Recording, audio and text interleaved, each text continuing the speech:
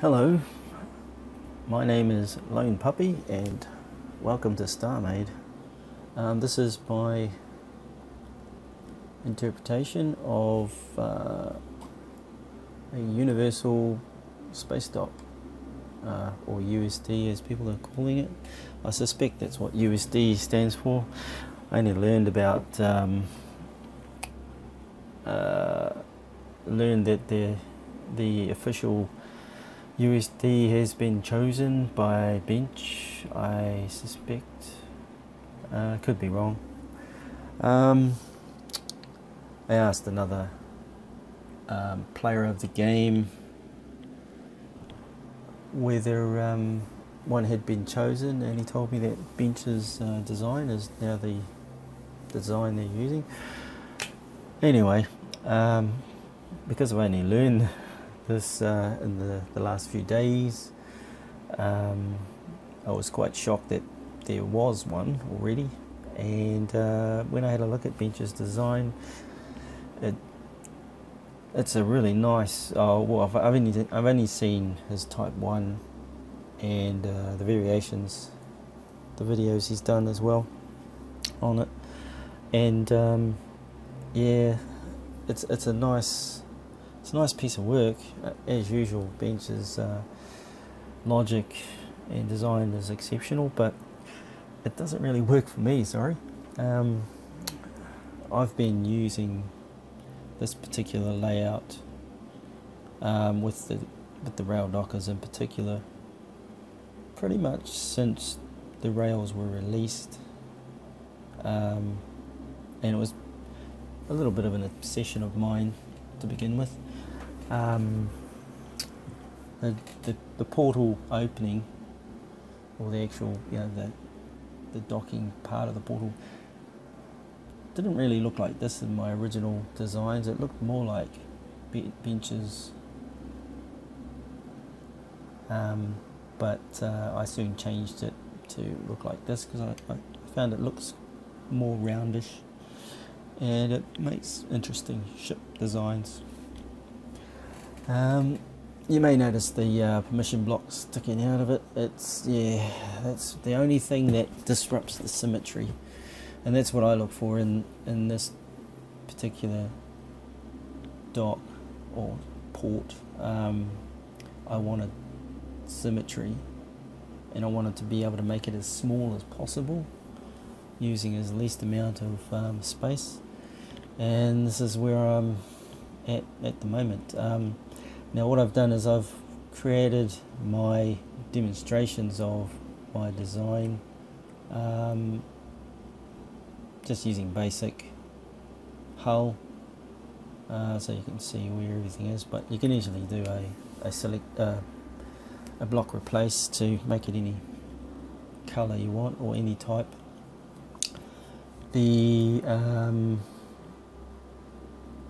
The builds that I have here, they're based around what I saw in Bench's video. He had doors that were lockable, and his initial design has one door, and then he showed a later video where he added in 2 doors and he had rail doors as well, but I haven't gone that far. I haven't really had the time. I only put these together the other night and did some tweaking to them today. Yeah, actually I've only been working on them the last couple of days, but anyway, I've made them operate similar to his, just to demonstrate them in a working sense. As you can see, I have a little bit of a different take on it. I have placed all my green lights at the top along with just regular white lighting, and red lights at the bottom. The green basically symbolizes that something is active or accessible to a player, and the red just means it's been deactivated or it's denied. And I've placed the blocks, I've placed the lights close to what they're related to. So these two on the outer ring are related to the docks, or to the rail basic. And so at the moment you can see they're both green, which means anyone can dock to this portal.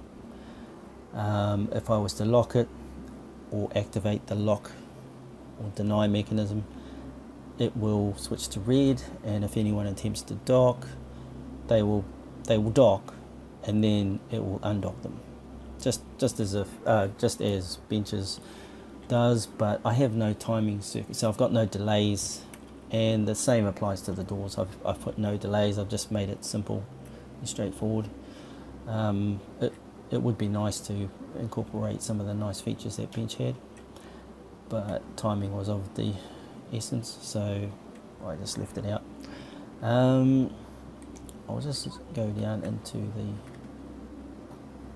the USD to give you a closer look. If you notice, I've applied all the logic down one side, so there are no pipes that intrude into the corridor. So you can take away all these wedges if you want. They're not really necessary, but it does look nice. It looks a little bit claustrophobic. If you did take away all the wedges, it actually opens it up a bit. But I do like the shape, and I really like what bench did with that, the rail doors, which I would like to use at some point in the future. I have the rail basic on the left and the docker on the right. That's purely just coincidental. When I was first experimenting, that's how it turned out, and I just stuck with it. I did lots of playing around. I had dockers all around. I even had a similar design to what bench has, where he's got the two rail dockers down the bottom. Well, I did the same thing, but I just had yeah, I had it pretty much the same way, but I think I had them close together. And I tried all sorts of different things. It was just trying to find the balance, and I realized I wanted true symmetrical balance to be able to do things, and I wanted things to be in a logical place. So I wanted to have lights on the bottom and the top, or one or the other, and have all control systems along the side. So display screens and buttons, they would all go along the side. And strangely enough, my instinct was to always put the door access button on the left, and in my earlier design I had the door access button on the left on this side, and if you were coming from the other side, the button would be on that side. That created problems for logic, because you had to always have a hidden pipe system to go over to the other button to coordinate everything. I just threw that away and decided to go just one stream of logic, and it simplifies it. It keeps it all in one side, no pipes, protruding from anywhere. It's just easy on you. And the door has a permission block. You only need a single permission block, and that's where the door is. And if you put your buttons on either side, that takes care of them. The only thing that I've always had trouble with is trying to work out where to put the permission block for the rail basic. And if I was not to use heptas and tetras here, and just used wedges as bench did, it would be symmetrical. It would look nice. So you could do that if you want to, or if you're not planning to have it accessible to the public, just take it away. Another option is the activation switch here that the rail basic activates to work out the logic of whether something is docked or not. You could just forego that and eliminate it, and put the permission block there. So there are a lot of options, and I'll just demonstrate it. See that this. Oh, by the way, I didn't use momentary buttons like bench. I used switches because I wanted to know the state of the door and I wanted it to be a permanent state, so I wanted it to be on when the door is open and off when the door is closed. And the reason for that is I can manage the logic better. I don't need any special delays or anything, it's just simple.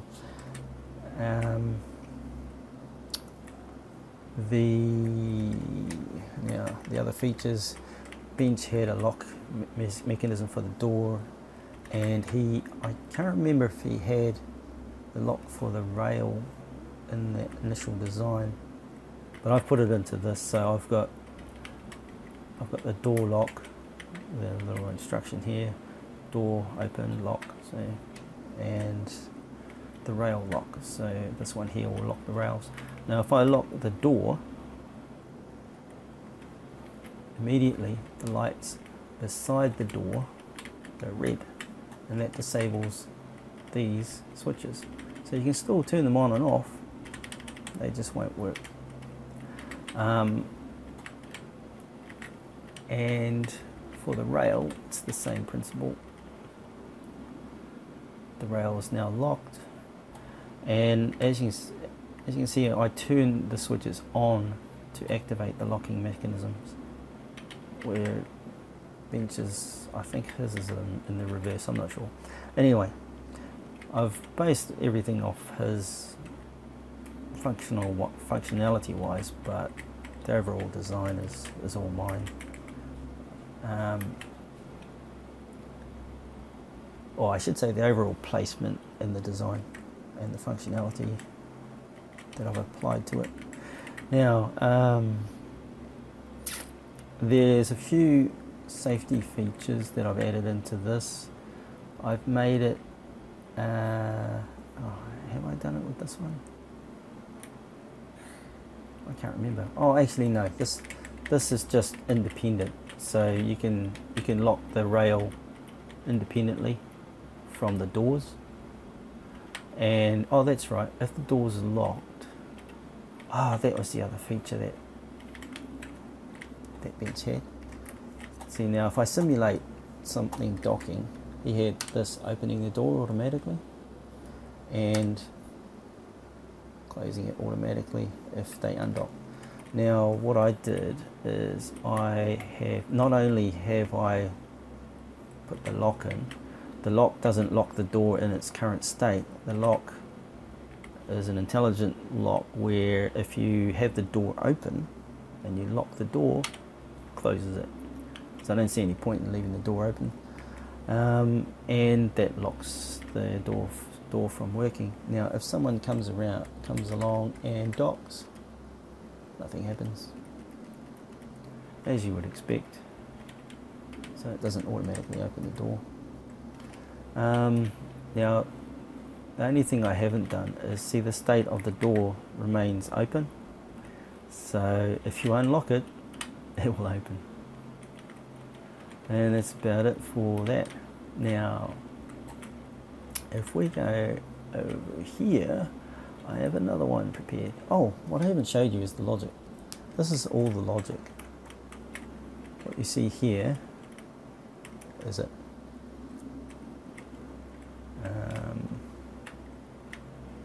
I can't remember if there's a block in there. But anyway, that's all the logic for that particular one.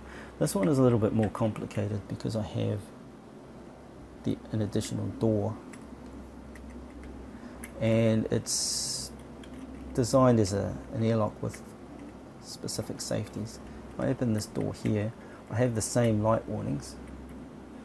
Oh, I just realized the design flaw I'm missing. I forgot to put lights on the other side of the door. Anyway, the door is important to this side anyway, so yeah, I can make up any excuse. Anyway, so that door doesn't actually have a locking mechanism. You're probably wondering what this switch is for. This is actually a switch for the door at the other end. Now this is, I just put that there because I realized that if that door at the other end was open, you don't want this one to open to be able to open and vent the atmosphere that's in the station or whatever you're in. So what I did is, if you open that outer door, it locks this door. So this door is now locked. No one can get in and out. Now what you could do is you can leave that on, close that other door, and this door opens. So you could, if you wanted to, you could always leave it in this state with this door always open. And so if someone docks, you can get the situation that Bench had, where as soon as they dock, opens this door, closes that door. Then when they walk through, they close this door, and oh yeah, nothing happens. That's right, I didn't allow it to open the door automatically because I wanted it for safety reasons. So the person has to be conscious of what they're doing. So they lock the door, and now they're allowed to come in. If they don't close the door, they're stuck. They can't get in. That door just will not operate. So it forces them to close this door and then open that door, because you don't know if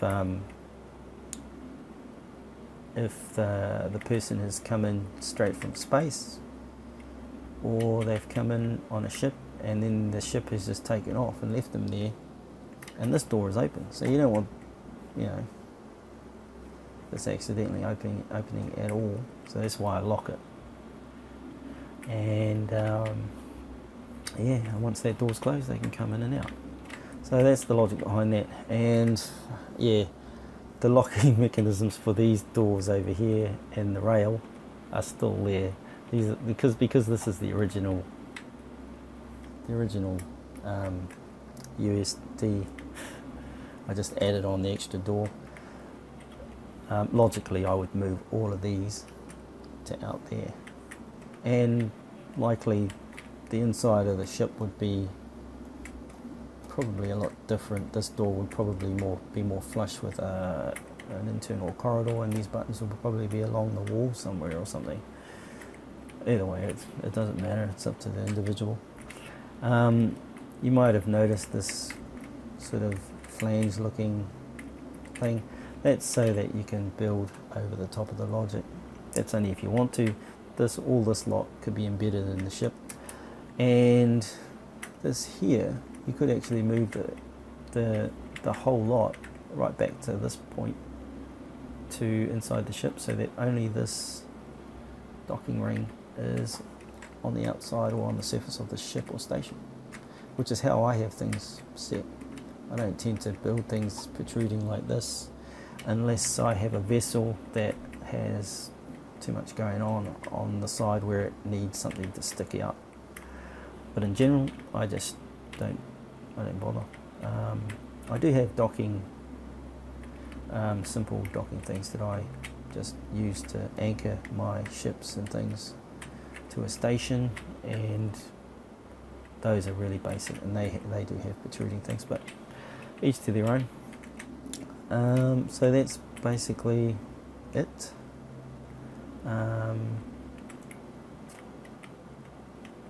Yeah, so if you want to use it, be my guest. And to be honest, this is my preference, just for one simple reason. I've used it for such a long time, probably since the beginning, since the middle of 2015. So yeah, that's my USD.